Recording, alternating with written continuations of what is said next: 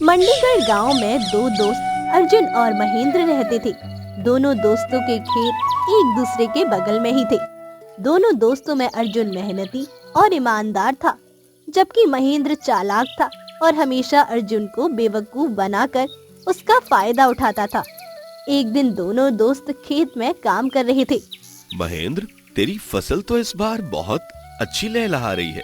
अरे अर्जुन, मेरी फसल तो हमेशा ही अच्छी होती है।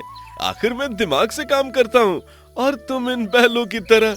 अपने खेतों में काम करने में कैसी शर्म। मेहनत और ईमानदारी से काम करना सबसे अच्छा तरीका है। तू तो अपनी ईमानदारी अपने पास रख। खेती कैसे करना है मुझे अच्छे से पता है।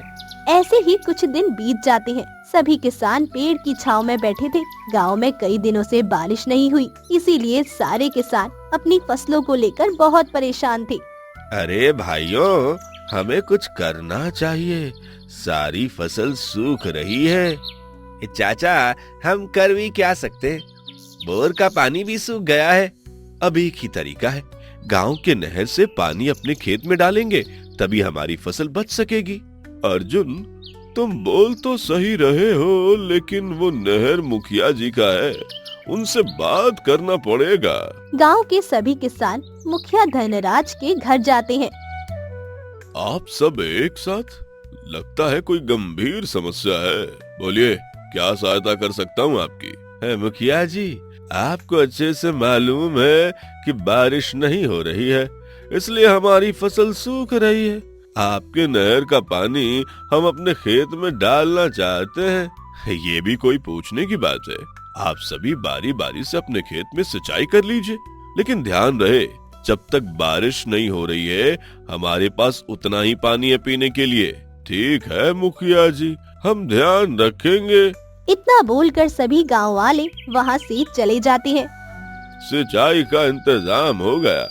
सबके खेत सूख रहे हैं, इसीलिए सबको 2-2 घंटे का समय मिलेगा अपने फसलों को सींचने का।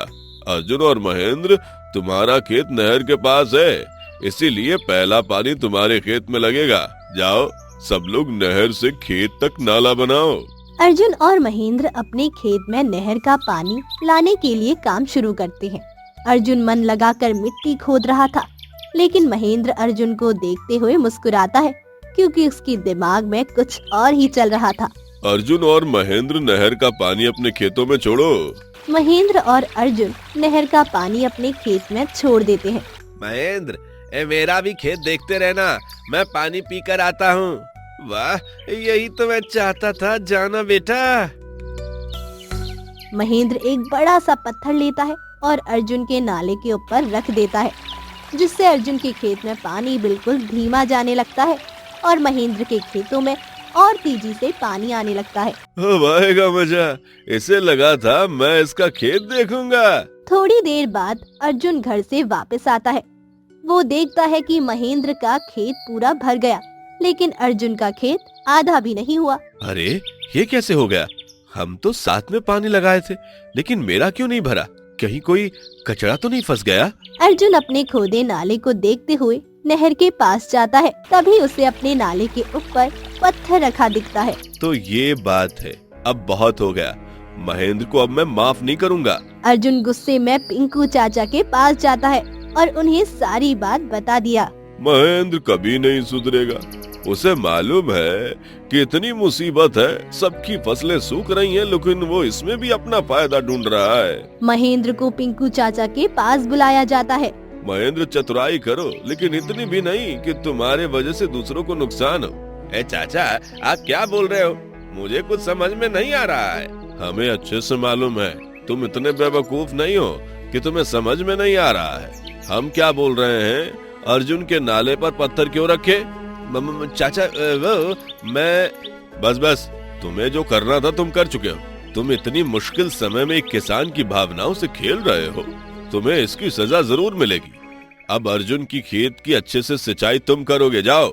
महेंद्र चतुराई तो बहुत दिखाया, लेकिन इस बार उसकी होशियारी उल्टी पड़ गई। इसीलिए कभी भी मासूमियत का फायदा नहीं उठाना चाहिए।